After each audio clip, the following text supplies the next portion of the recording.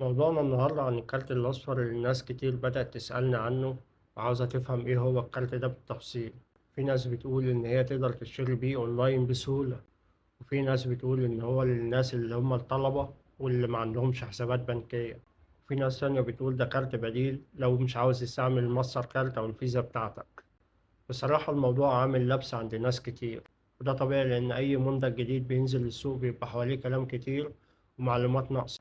وعشان كده الفيديو ده معمول ليك عشان تعرف كل حاجة عن الكارت الأصفر. هنجاوب مع بعض عن كل الأسئلة اللي جاتني. إيه هو الكارت الأصفر بالظبط، وليه بيتقال عليه كارت ميزة مسبق الدفع؟ بيتعمل إزاي والأوراق المطلوبة؟ بيتشحن إزاي سواء من الأبليكيشن أو من أي فرع من فروع فوري؟ إيه مميزاته اللي تخليك تفكر إن أنت تجيبه؟ وفي نفس الوقت إيه عيوبه اللي لازم تاخد بالك منها قبل ما تعتمد عليه؟ هل هو فعلا يغنيك عن أي كارت بنكي ولا كارت مساعد؟ كمان في الفيديو هنشرح من الأبليكيشن إزاي تضيف رصيد للكارت. يعني الفيديو ده دليل كامل لأي حد بيفكر يجيب كارت فوري أو معاه كارت فوري أو مش عارف استخداماته. فلو أنت من النوع اللي بيشتري أونلاين كتير، أو عاوز وسيلة دفع سهلة، أو حتى واحد بيحب يكون معاه كارت إضافي يشتغل بيه في المعاملات اليومية، الفيديو ده معمول ليك. فجهز نفسك واعمل لايك للفيديو، وإذا ما اشتركتش في القناة اشترك في القناة وفعل زر الجرس عشان يوصلك أي تحديث جديد. الكارت الأصفر هو ببساطة كارت ميزة مدفوع مقدما، بيتعمل عن طريق شركة فوري اللي هي واحدة من أكبر الشركات في مصر في الخدمات الدفع الإلكتروني. الفكرة في الكارت إنه يكون وسيلة دفع بسيطة وسريعة للناس اللي ما عندهاش حسابات بنكية، أو حتى عندها حساب وعاوزة كارت إضافي. الكارت مش محتاج أي ورق كتير ولا إجراءات معقدة، مجرد بطاقة الرقم القومي وخلاص. طريقة استخراج الكارت: تروح لأي منفذ أو تاجر معتمد تابع لشركة فوري، وده منتشر تقريبا في كل شوارع مصر. هتحتاج بطاقة الرقم القومي تكون سارية، بتملى استمارة بيانات بسيطة، تستلم الكارت فورا في نفس المكان، بتشحنه أول مرة بمبلغ حسب ما تحب. يعني الموضوع ممكن يخلص في أقل من نص ساعة من غير ما تروح بنك ولا تستنى أيام.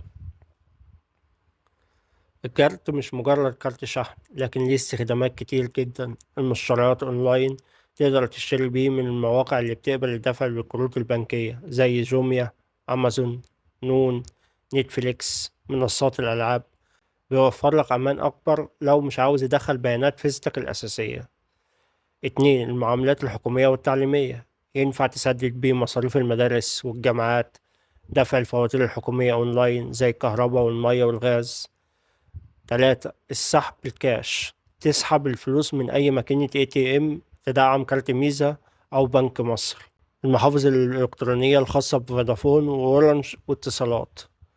خمسة، إدارة المصروفات: ينفع للطلبة أو الشباب اللي عايزين وسيلة يتحكموا بيها في ميزانيتهم، يشحنوه بمبلغ بسيط ويصرفوا منه. إيه هي مميزات الكارت الأصفر بالتفصيل؟ سهولة الاستخراج: مش محتاج غير بطاقة الرقم القومي. انتشار الخدمة: أي شارع في مصر تقريبا فيه تاجر فوري. أمان أونلاين: تستخدمه للشراء بدلا من كارت الأساسي. سعر مناسب: مصاريف الإصدار والتجديد منخفضة مقارنة ببعض البنوك. تحكم أفضل في الفلوس: تقدر تحدد سقف مصاريفك. بدون حساب بنكي: مناسب للي ما عندهمش تعاملات مع البنوك. مناسب للشباب والطلبة، يقدروا يستخدموه بسهولة بدون قيود. شحن فوري وسريع من أي مكان فيه ماكينة فوري. خامسا، عيوب الكارت الأصفر: رغم المميزات الكتيرة لازم نقول العيوب عشان الصورة تبقى واضحة قدامك. مش كل المواقع اللي بتقبله، بعض المواقع العالمية الكبيرة ممكن ترفضه. حدود مالية: أحيانا سقف الإيداع أو الشراء بيكون محدود. رسوم إضافية: في عمليات الشحن أو السحب ممكن تلاقي رسوم بسيطة. خدمة العملاء: الدعم مش دايما بنفس كفاءة البنوك. التجديد السنوي: الكارت ليه مصاريف سنوية. مقارنة ما بين الكارت مع الكروت البنكية: لو عندك حساب بنكي الكارت الأصفر مش هيغنيك عن كارت البنك، لكن ممكن تستخدمه ككارت احتياطي. لو ما عندكش حساب بنكي هنا الكارت يبقى مفيد جدا، لأنه هيوفر لك تقريبا 80% من اللي ممكن تعمله بالكارت البنكي. للشراء الأونلاين. في بعض الحالات ممكن الكارت البنكي يكون أقوى، لكن الكارت الأصفر حل عملي ورخيص. الكارت هيكون مناسب للطلاب، الشباب اللي لسه ما عندهمش حسابات بنكية، أي حد عاوز يشتري أونلاين بأمان، الناس اللي عايزة وسيلة دفع سريعة بدون التزامات مع البنوك. فبتقدر اللي انت تشحن بيه، اللي هو الخطوط التليفون، تقدر اللي انت تدفع فواتير، تقدر اللي انت تدفع اقساط، تقدر تدفع اللي هي الفواتير الخاصة بالحاجات الحكومية، تقدر اللي انت تدفع بيه مصاريف المدارس. فليه استخدامات كتير تقدر تستخدمها. طب انا عاوز اشحنه ازاي؟ اضيف رصيد ايه الوسائل اللي هي تساعدني ان انا اشحن واضيف رصيد؟ تابع معايا. في كذا وسيلة تقدر تضيف رصيد للكارت الأصفر. أول حاجة الكروت البنكية، بتخش على الكروت، بعد كده بتلاقي اسم صاحب الكارت، اللي هو اسم صاحب البطاقة البنكية، تكتبه هنا. بعد كده بتختار من هنا مصاريف المعيشة أو مرتب أو مدخلات أو تعليم، يعني خليها مصاريف معيشة مثلا. بعد كده هنا بتختار المبلغ أو تضيفه هنا، يعني تشوف انت لو عاوز تضيف مبلغ مش مكتوب فوق بتضيفه هنا وتدوس متابعة. اللي هي المحافظ الإلكترونية، تقدر تشحنه من أي محفظة إلكترونية. تكتب رقم المحفظة، بعد كده الغرض، مصاريف المعيشة، بعد كده بتختار المبلغ اللي انت عاوز تحوله. المبلغ ده مش مكتوب هنا، تبدأ تنزل تحت وتكتبه يدوي. تقدر تضيف عن طريق فروع فوري، تقدر تضيف برضك رصيد عن طريق اللي هم فوري كشك دون، اللي هو أي حد عنده ماكينة فوري. وتقدر تضيف رصيد عن طريق التحويل البنكي، بس ما بنصحش بطريقة التحويل البنكي عشان بتاخد أيام وساعات بيكون فيها مشاكل.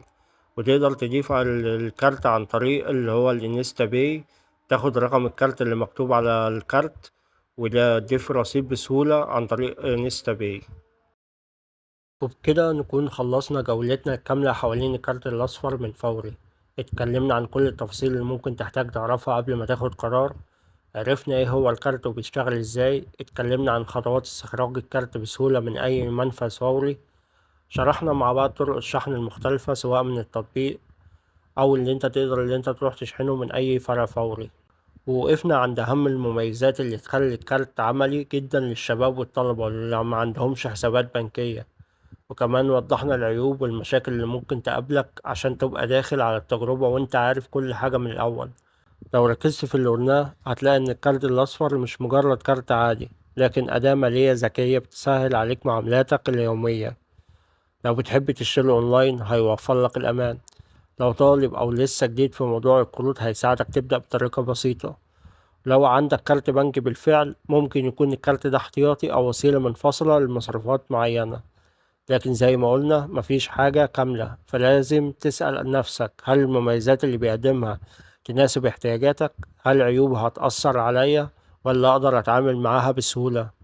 أنا رأيي الشخصي الكارت ده مناسب جدا للي عايز تجربة سهلة وسريعة ومش عاوز يدخل في تعقيدات البنوك، لكن في نفس الوقت مش بديل كامل للفيزا أو الماستر كارت البنكية. في الآخر أحب أسمع منكم انتم، هل جربتوا الكارت الأصفر من فور قبل كده؟ وإيه رأيكم فيه؟ فعلا عملي ولا مجرد كارت إضافي؟ سيبولي رأيكم وتجربتكم في الكومنتات عشان نستفيد كلنا من بعض. ولو عندك أي استفسار سيبهولي وإن شاء الله هجاوب حضرتك عليه.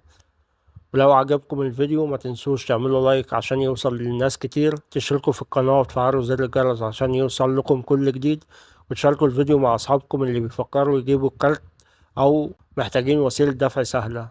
أشوفكم على خير في فيديو جديد.